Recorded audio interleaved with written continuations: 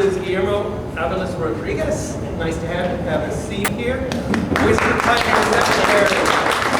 basically a staged theatrical event in an actual cemetery, historical place. I'm not trying to say this, it's not open for business anymore. They're not taking any new customers, but occasionally they need to raise money to refurbish and so forth. So they came up with this event. Maybe you can describe, I'm sure the Historical Society, San Fernando Valley Historical Society was looking for a way to raise money. Did they come to you and ask, what do you think we can do? How did they settle on this idea? Yeah, Jackie Walker, who is the president of the board, had this dream to find out where everybody was buried because the cemetery went into disrepair. It's the second oldest cemetery in the San Fernando Valley, and through the vandalism and the disrepair of the place, they lost the graves. In the 1950s, somebody got a bright idea to clean the cemetery and weed it out through burning. And what they didn't realize that there were a lot of wooden crosses marking all the graves, and they just went up in smoke. And so the only things that were left were the stone markers. And in the 1950s, early 60s, drag racing was really big in the valley. And so what people would do, because the cemetery didn't have a gate around it, they just go in and take the tombstones and use them as ballasts for their race cars. So the car wouldn't fly off the road. Right, exactly, as a way to control that. And so we lost even more. This is Pioneer Cemetery Right. back here, right? Even more markers. And so the society decided to do something about it, and they priced under, it's called the ground penetrating radar. That was a couple of $1,000s, a few $1,000s. And so they came to me and said, would you do a show to help raise funds to find these lost graves? And that's how it all started, through that really altruistic goal of finding ways to honor the people who are buried here who have been largely forgotten. And I mean, if I asked you, do you know where your great-grandfather is buried, or great-grandmother? Some of you might, maybe the country, maybe the city, but when you talk about the place, we tend to forget our dead. And so this was a project to both raise funds, but also remind us of that reverence that we need to have for our dead. And as with Heritage Square, there's a historical aspect. Heritage Square, they're just doing kind of generic recreations. You're actually telling stories of people who were really there. So when you wrote the script, I imagine you were kind of limited in terms of reality. Is that right? Right. Real stories. Or it was amazingly freeing because you didn't have to manufacture anything that wasn't real. It was written. And so just to I can't take credit for the research because Jackie Walker brought these stories, mostly death certificates, that had all the causes of death and sometimes where the person was from. And so out of that, we matched them up with the existing tombstones. 13 left out of 213. Only 13 tombstones are left in the 2-acre plus plot.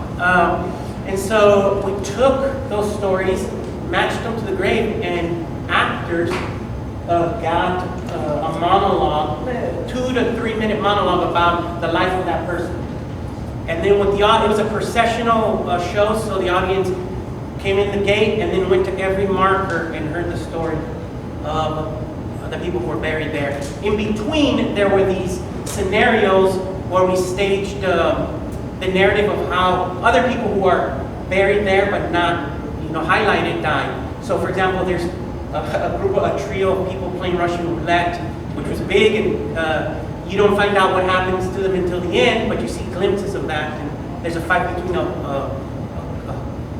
husband and wife, so you see these glimmers of that, and that's how we did it.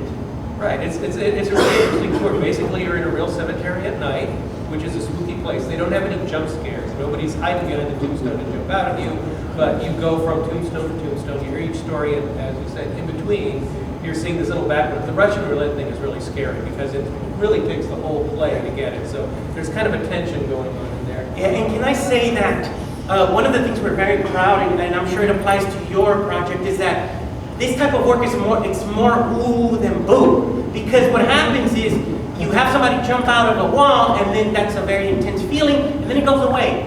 But then there's this other experience of this very slow burn, sort of internal grief that you manufacture, knowing that you one day will be like they are.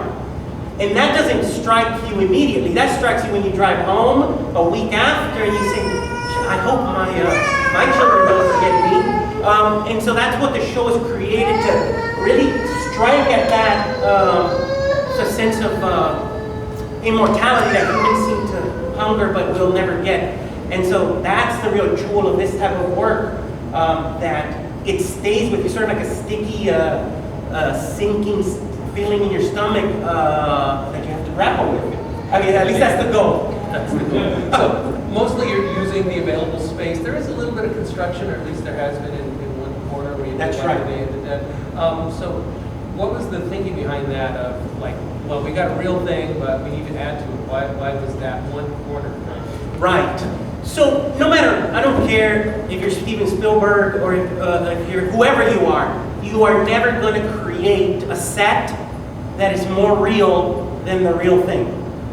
So no matter what the pyrotechnics of a show, if going to a real cemetery with real dead people can't be beat. And so we didn't want to mess with that too much.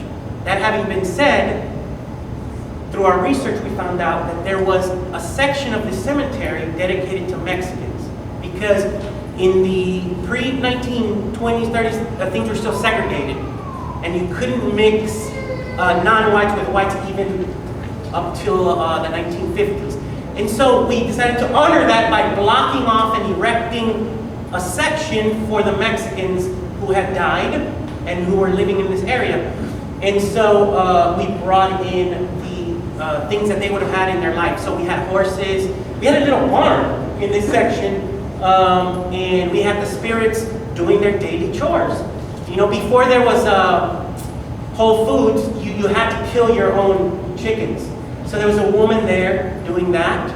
We're talking about real fish, real chickens. We're talking about, that's what we're talking about when we're talking about this experience. Nothing really manufactured. So that area that we erected was to honor that history of the Mexican section, and we labeled it. And we had altars for the Day of the Dead with Mujeres de Juárez, honoring that, which is not regionally necessarily appropriate, but it speaks to that cultural reality that we wanted to hit at. Yeah. Okay, thanks. And this really has not become an annual event. Sort of like when they need money, they do it. So it's been in 2010. It was last year. I think yours passing this year. Yeah. Is there a chance that it could become more regular? Yes, we're trying to work with the economic realities, because the show itself is about maybe a $20,000 show that we do for free. And how does that happen? Where does that equation? Well, because the people do $15,000 worth of work for free.